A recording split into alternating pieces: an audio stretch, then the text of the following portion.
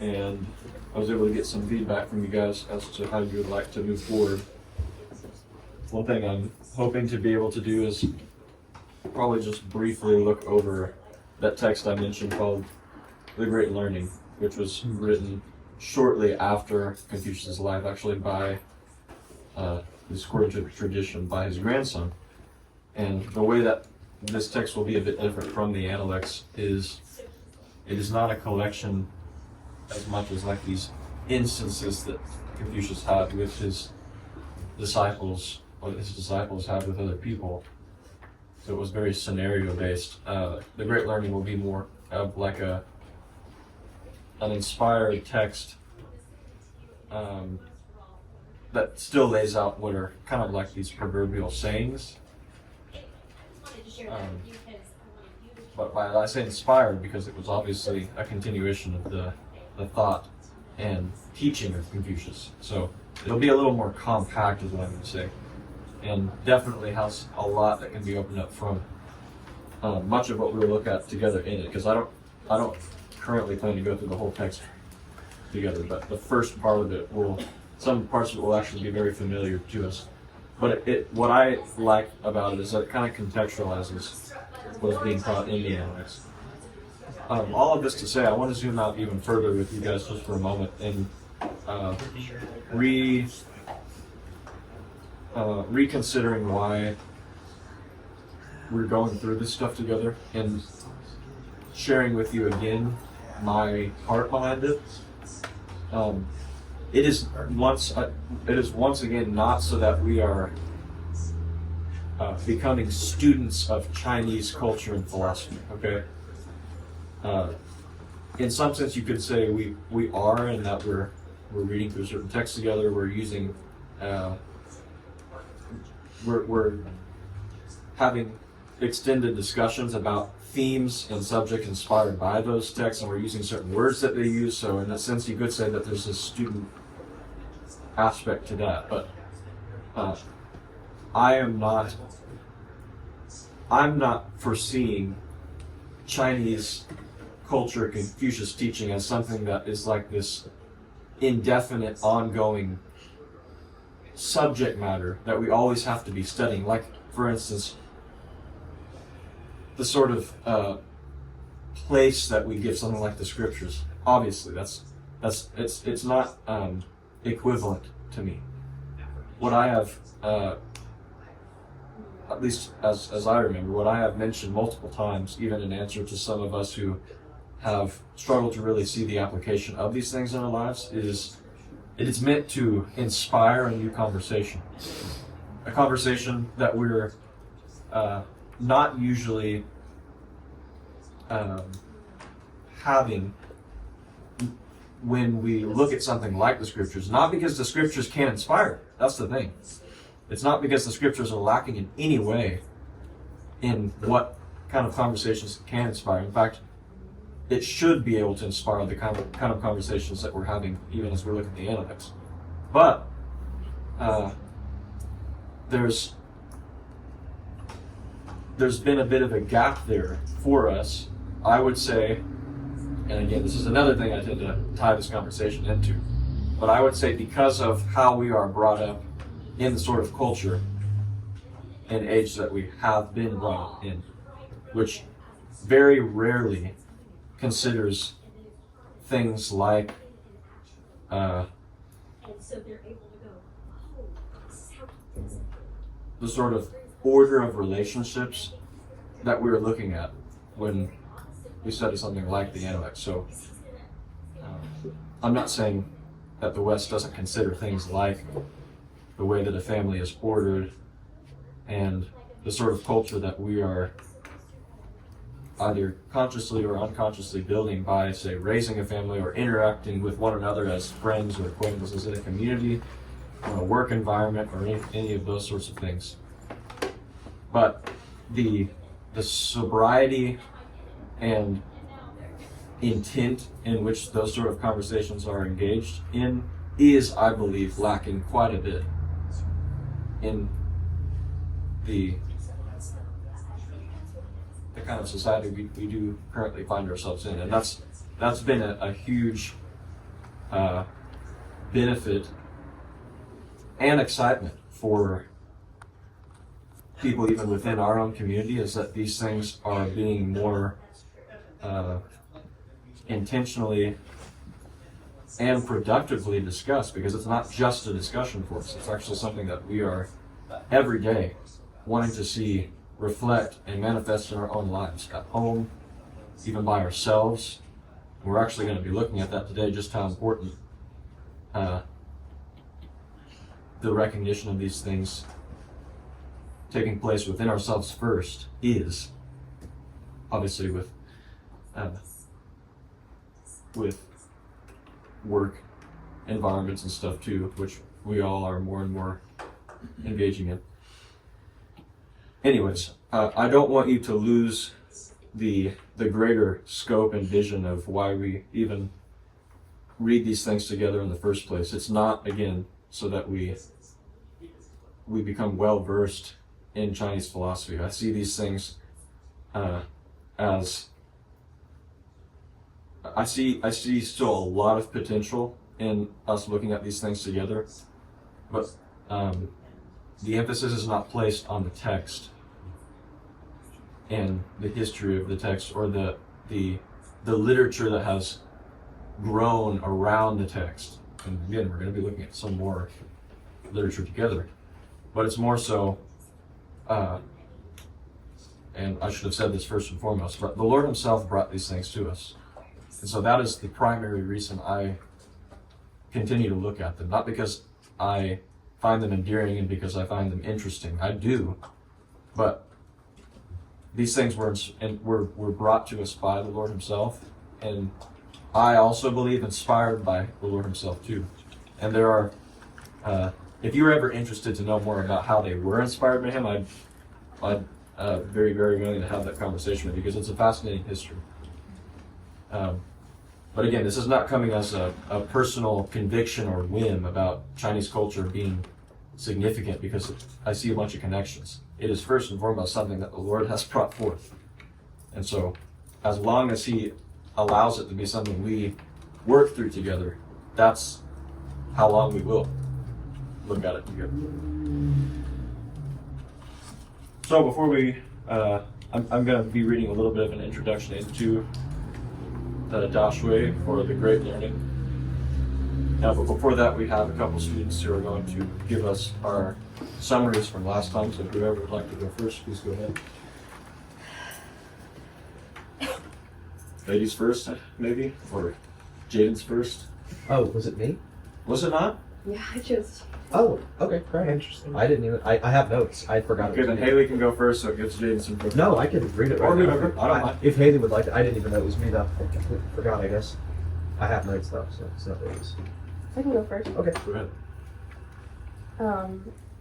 So the two things we talked about most were the rule and the principle, and Confucius, like a more personal look on him as a person. So something that I noticed as we were going through it is that we're using three words that I think communicate similar things, or maybe even the same thing. The first is like rule, but there's also the word right and the word act. And I think those all kind of say similar things, at least in this context of the notes that I was taking. Because in this context, these rights or rules or acts are meant to portray the heart of the principle behind them. Mm-hmm. So that's the main thing that my notes are about, is how these acts or rights or rules are meant to conform to a principle and portray the heart of that principle. And that's why sometimes they have to be adjusted so that they still portray the heart of the principle behind them. And yeah, that's kind of a summary. And then Confucius, I think the main points that I drew out of it is that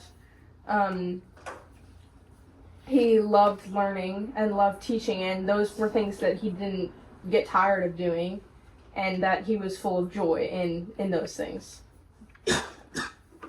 So. Thank you.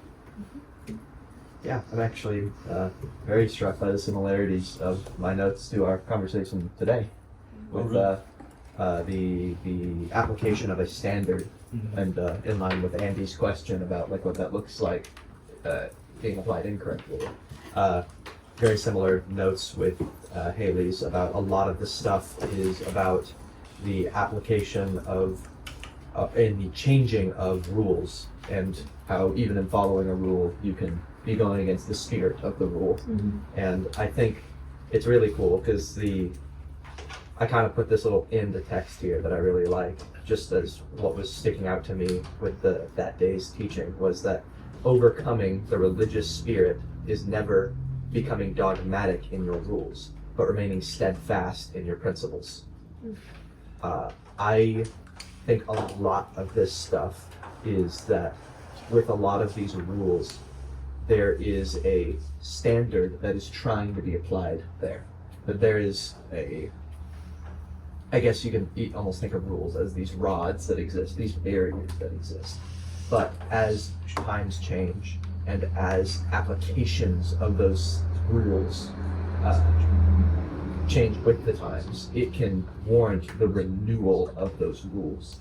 It's very interesting though, because that standard does not change. I think, how would I put that? I think it is interesting that the standard is something that exists entirely outside of action. And I think that's weird for our brains to comprehend, because it wouldn't make much sense to change the rules if the standard is unchanging. But the standard is very much something that is living and breathing, and something that is very hard to encapsulate with just rules. And so I think that by adhering yourself to a standard, by not being dogmatic and by not having, what was the word he used? A preconceived notion of what is right, is that what he said? By not assuming the adherence to those things, and the idea that the way that you are currently practicing the standard is the absolute way. I think you allow yourself to be moldable by that standard, that you allow the rules you practice to be moldable by you yourself being moldable. And I have other things, I kind of just took notes on the whole thing, but I know that is what stood out to me the most. Thank you. Yeah, that section of the discussion was pretty fascinating. And I would say it's never something to encourage the criticism of rules that we are given, as much as it is to further seek, as much as it is an encouragement to further seek out the principles behind those rules, the heart behind the rules. Because the obsession with the rules themselves and whether or not they are right or wrong will always be a misleading thing, because you're never looking beyond what the rules themselves are meant to indicate and help you to remain in and truly understand, which is the way behind them, the heart behind them, which itself is something that reveals what they're meant to produce, what they're meant to lead you into, the kind of land, if you will, that they're meant to lead you into, and the kind of person that they're meant to form you into. I don't know if this was an example given in the book or if it was something I wrote, but rules and the principles of antiquity are the colors for the blank canvas of our lives, and the application of those things and how that looks in the day-to-day is the brushstrokes. Mm-hmm.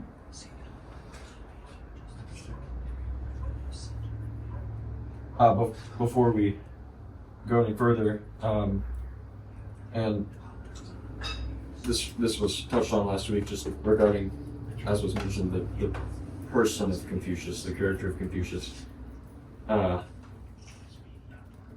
Was there anything in particular that stood out to any of you about his character, as far as we were able to to learn about it.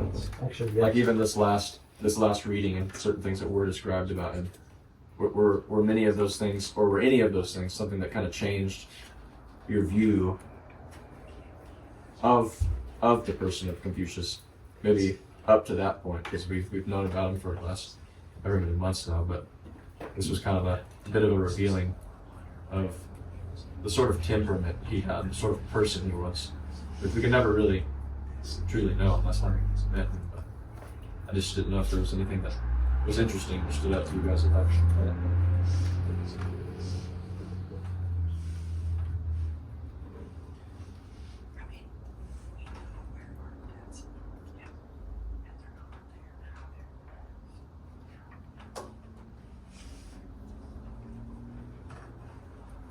If there's no one else, I will say that it made me smile because there was this book I read about Paul a little while ago, when I was first actually coming into this, because it was Tim's recommendation, about how he was surprisingly a very jubilant and man who did not in person take himself very seriously. And he just wouldn't get that impression based on the way that he writes, especially to the churches and followers. But I wrote down specifically that Confucius was full of joy. He did not take himself very seriously, and he poked fun at others. And I think that the thing I found most inspiring, I guess, about him was that, what was it, how that story went about, like, someone asked, or he asked them, like, what would your ideal day be? And the response he gave was the simple pleasures of swimming in a watering hole with his closest friends and then walking the way back chanting poetry with one another. I just feel like there's something that is, to me, very touching about the simple pleasures of life, especially shared with others.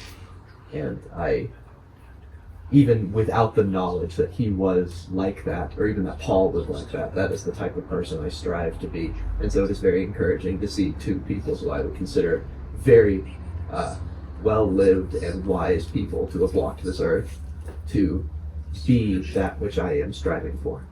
I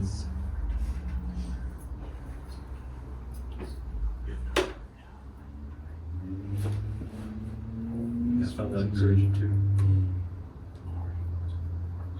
It just makes the person of Confucius, which is not, I think, as he himself would be very keen to avoid. He's never the person to idolize, and unfortunately, people did that even during his lifetime. Definitely following, saying things like Confucius was the greatest man to ever live this earth, or he was like the sun in the sky, and like whatever. And that's what Confucianism Sort of became. Yeah, but to see a man who was very humble and down to earth, and able to, despite the way people really interpreted his own way and teachings in a very transcendent way, someone who was able to enjoy the very simple and even small and disregardable things of life, it makes them all the more endearing.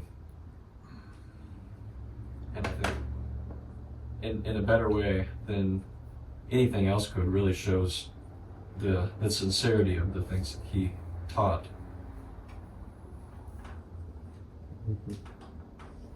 But did any of you have anything else?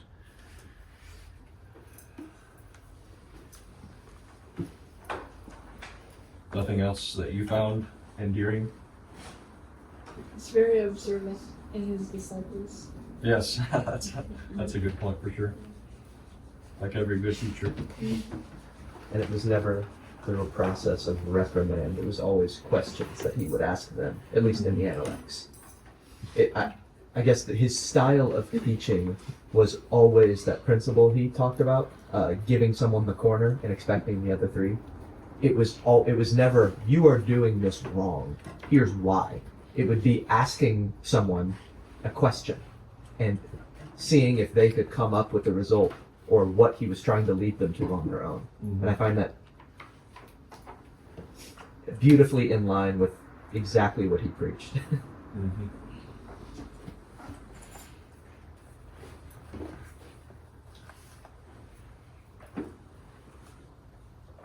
Okay, would we like to choose the next couple people to take notes? Well, everybody will take notes. But Who has like gone? And who everybody is.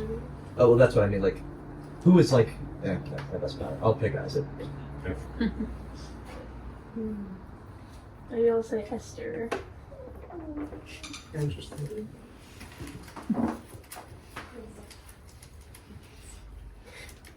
Okay. So again, we're going to be looking at the Great Learning, as it's called. Addiction.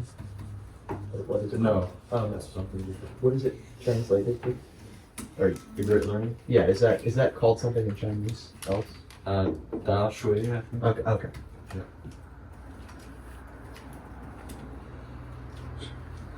So I skip into the introduction to this book a little bit, just reading what I think is relevant.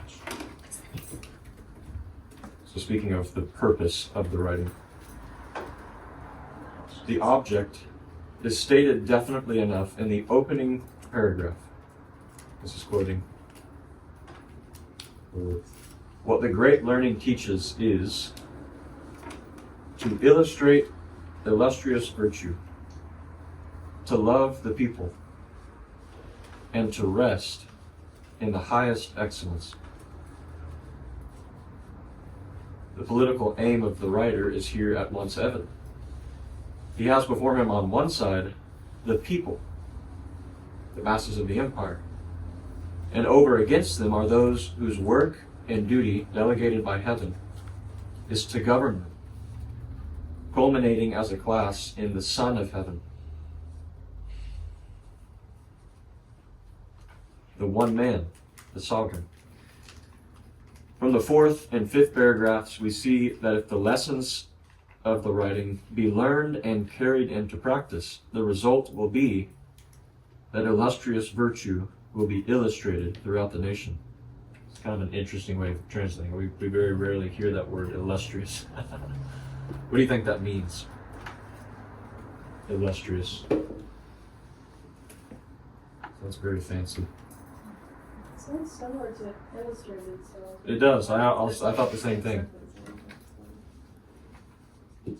So the way that the English word illustrious is, the definition is well known, respected, and admired for past achievements.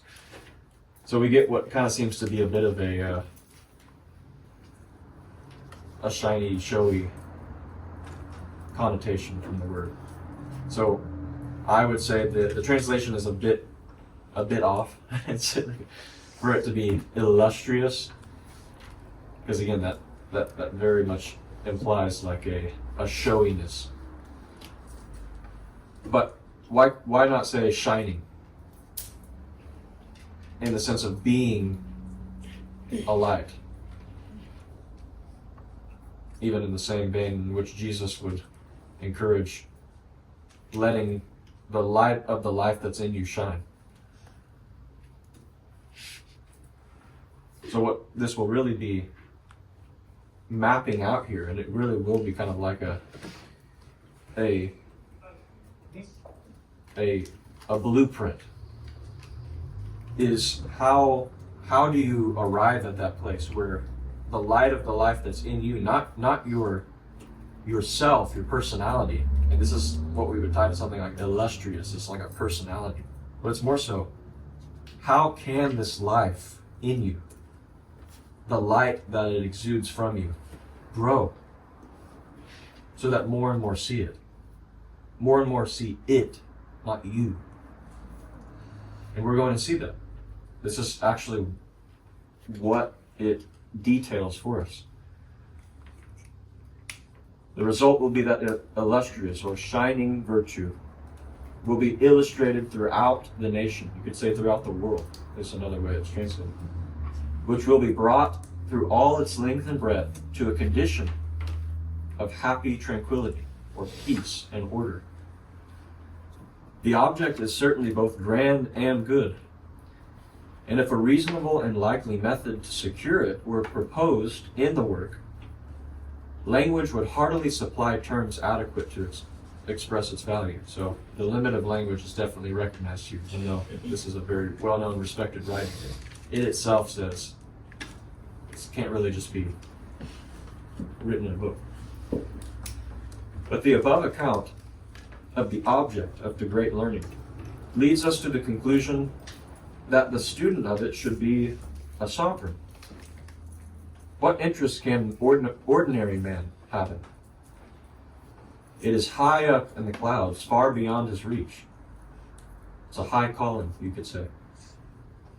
This is a serious objection to it, and quite unfits it for a place in schools, such as Jusi contends it once had. Intelligent Chinese, whose minds were somewhat quickened by Christianity, have spoken to me of this defect, and complained of the difficulty they felt in making the book a practical directory for their conduct. So a lot of people, Chinese people even, were saying, this is such a lofty, abstract word. We don't really see,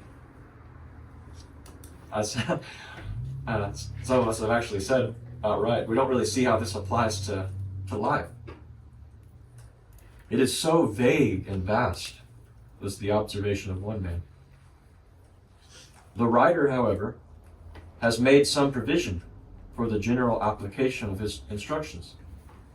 He tells us that from the sovereign down to the mass of the people, all must consider the cultivation of the person to be the root.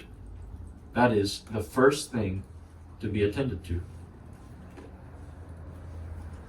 As in his method, moreover, he reaches from the cultivation of the person to the tranquilization of the kingdom, through the intermediate steps of the regulation of the family and the government of the state. There is room for setting forth principles that parents and rulers generally may find adapted for their guidance. So that is what he addressed there, was that throughout this text there's always the speaking of the ruler, the sovereign, son of heaven, the king, the emperor. That's the kind of audience this writing seems to be addressing. And so what's really easy for people to do is like, well, this isn't speaking to me. I'm not a ruler. I'm not a sovereign. I have no royal lineage. But maybe reconsider that a little bit. Maybe in another realm you do.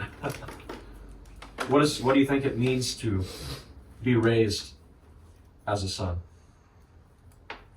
What sort of standing do you understand you to have, or what sort of standing do you understand yourself to have in the spiritual realm, not in this physical realm? I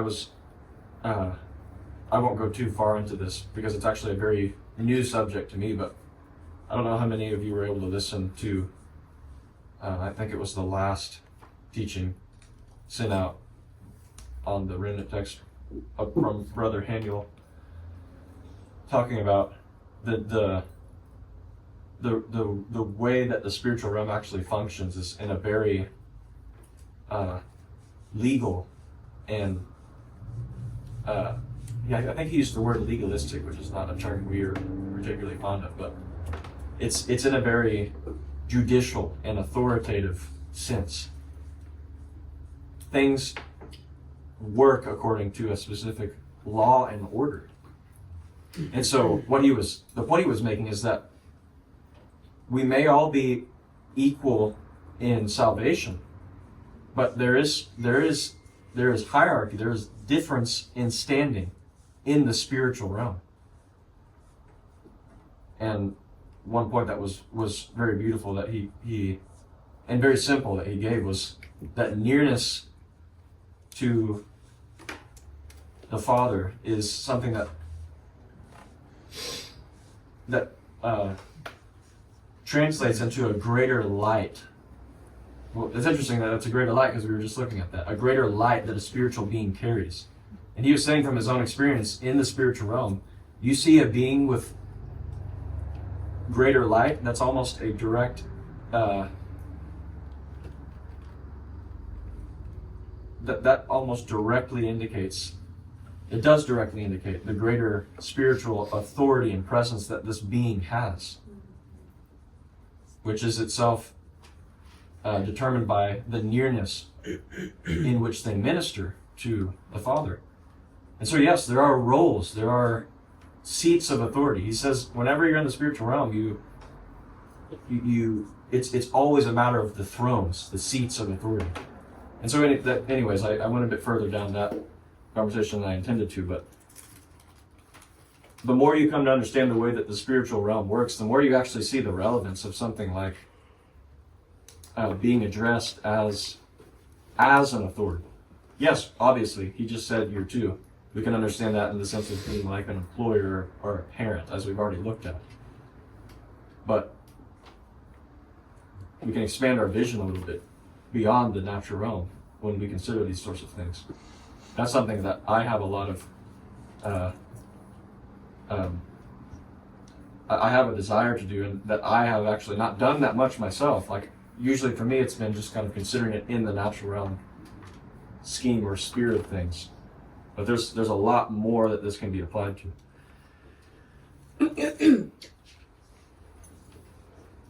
The method which is laid down for the attainment of the great object proposed consists of 7 steps.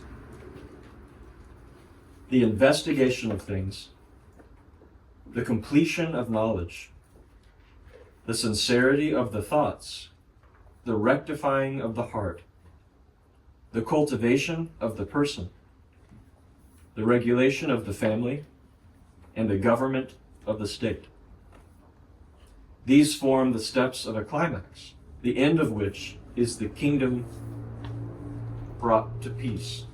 Peace brought to the Could you read those again? I was just Don't- gonna ask that. Don't worry, we are going to. That's actually going to be part of your reading. So, this is not the one time you. Or do you have a link here we can read that? Yes. I see. In offering some observations on these steps and the writer's treatment of them, it will be well to separate them into those preceding the cultivation of the person and those following it, and to deal with the latter first. Let us suppose that the cultivation of the person has been fully attained, every discordant mental element having been subdued and removed. It is assumed that the regulation of the family will necessarily flow from this. 2 short paragraphs are all that are given to the illustration of the point, and they are vague generalities on the subject of men's being led astray by their feelings and affections. The family being regulated, there will result from it the government of the state. First, the virtues taught in the family have their correspondencies in the wider sphere.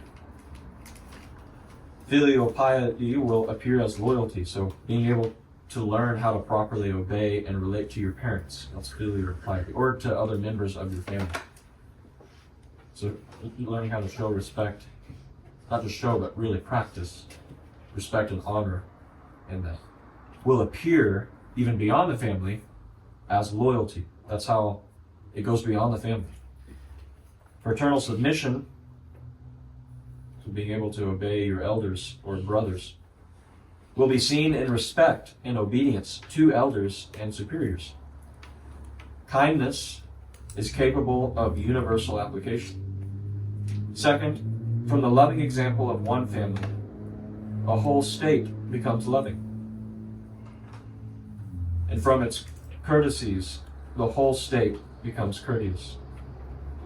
7 paragraphs suffice to illustrate these statements, and as short as they are, the writer goes back to the topic of self-cultivation, returning from the family to the individual. The state being governed, the whole empire will become peaceful and happy.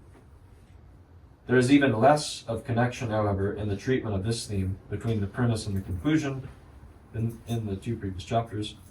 Nothing is said about the relation between the whole kingdom and its component states, or any one of them.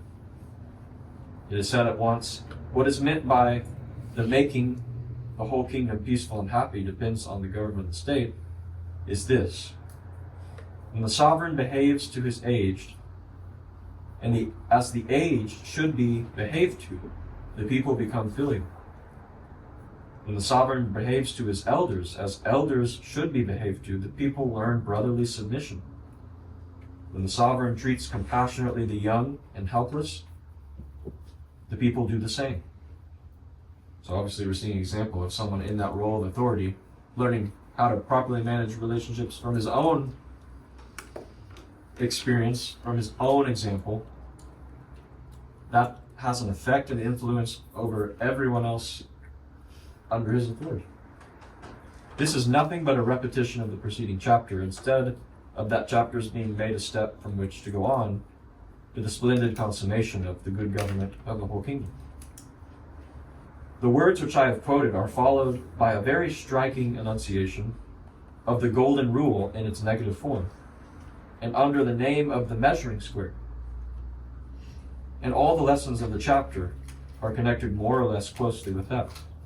The application of this principle by a ruler whose heart is in the first place in loving sympathy with the people will guide him in all the exactions which he lays upon them, and in his selection of ministers in such a way that he will secure the affections of his subjects, and his throne will be established. For by gaining the people, the kingdom is gained, and by losing the people, the kingdom is lost. There are in this part of the treatise many valuable sentiments and counsels for all in authority over others.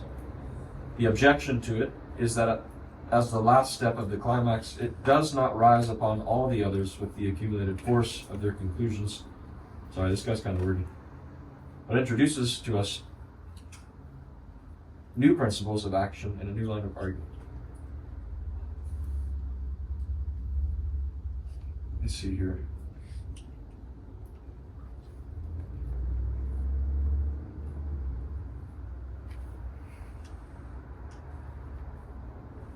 So let me skip down a little bit. The steps which precede, so before you get to the step of cultivating the person, precede the cultivation of the person, are more briefly dealt with than those which we have just considered. So the order that's then brought to the family, to the state, and then to the nation or the world. So it's quoting the book here. The cultivation of the person results from the rectifying of the heart or mind. The rectifying of the mind is realized when the thoughts are made sincere. And the thoughts are sincere when no self-deception is allowed, and we move without effort to what is right and wrong. As we love what is beautiful and as we dislike a bad smell. How are we to attain to this state? That's the real question that's posed even from the work, and it would seem as if no real explanation is given there. But we'll continue forward here. The great learning has undoubtedly great merits, but they are not to be sought in the severity of its logical processes. So that's where you can get kind of lost, is it seems like very much a step-by-step linear sort of thing. But what the introduction author is encouraging here is to not get too caught up in the seeming sequence of things, or the large-minded prosecution of any course of thought.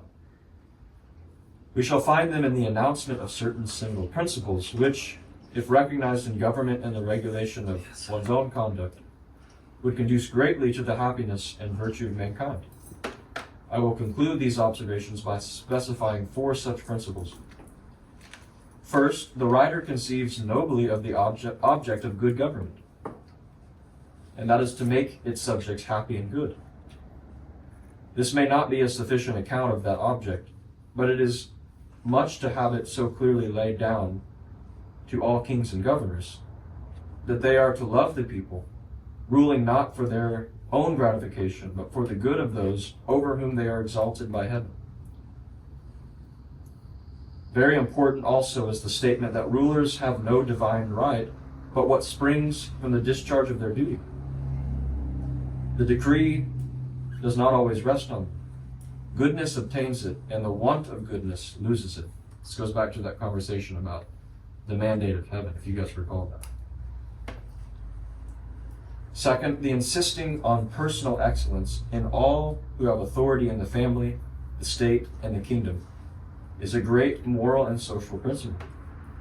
The influence of such personal excellence may be overstated, but the requirement of its cultivation the writer deserved well of his country. Third, Still more important than the requirement of such excellence is the principle that it must be rooted in the state of the heart and be the natural outgrowth of internal sincerity. As a man thinketh in his heart, so is he. This is the teaching alike of Solomon and the author of the great learning. Fourth, I mentioned last the striking exhibition which we have of the golden rule, though only in its negative form. So the golden rule we know is do unto others as you'd have them do unto you. But the negative version of that, or the reverse version, is what a man dislikes in his superiors, let him not display in the treatment of his inferiors. What he dislikes in his inferiors, let him not display in his service of the superiors. What he dislikes in those who are before him, let him not therewith precede those who are behind him. What he dislikes in those who are behind him, let him not therewith follow those who are before him. What he dislikes to receive on the right, let him not bestow on the left. What he dislikes to receive on the left, let him not bestow on the right.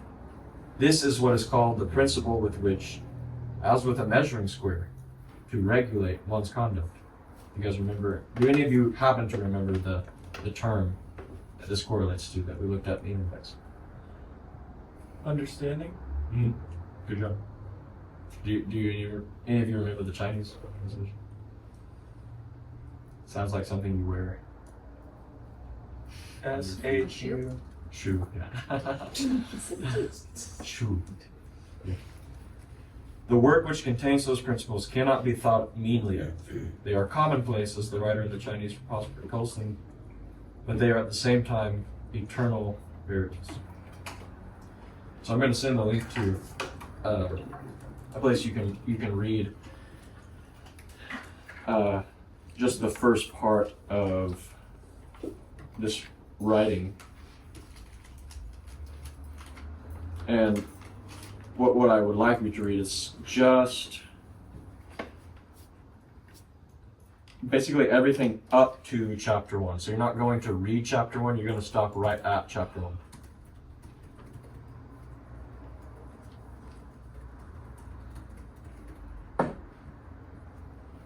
And your assignment is very simple this week, due Sunday. After having read this and reviewed your notes from today as well, I'm basically just asking for some feedback on it from you, so a reflection. And it's not expected to be something like you have even, I mean, I would appreciate this if there are any, but it's not even just supposed to be like extended thoughts about what we talked about. Maybe it can be like some questions you have or places that don't really seem to make any sense to you or match up with what we previously covered. But what I really do hope you still have or are pursuing is what the intent for and vision of this time is. And so always keeping that in mind and really being willing to seek that out, to explore it. And let it be something that even guides the questions that you ask, if that makes sense. Do you still want us to send you our notes for today? Yes, please. Okay. And as always, I know this is partly your assignment this week. Anyways, that this is, you want to approach it from a sharing your thoughts, question-based perspective. But I really continue to want to be, or I really want to continue to be available for you guys, just to hear what your thoughts are about things that we're covering together. I always, whenever you guys have done that, I've always really appreciated it, and not because it feels like it affirms something in me as someone that's helping you to work through some of this stuff, but more so because I feel like I'm kind of alongside you and learning more about the topics that this does introduce. So any excitement that you feel in asking the questions, I actually feel the same kind of excitement, anticipation when I engage with you. So that's still encouraged. Okay. Thank you guys.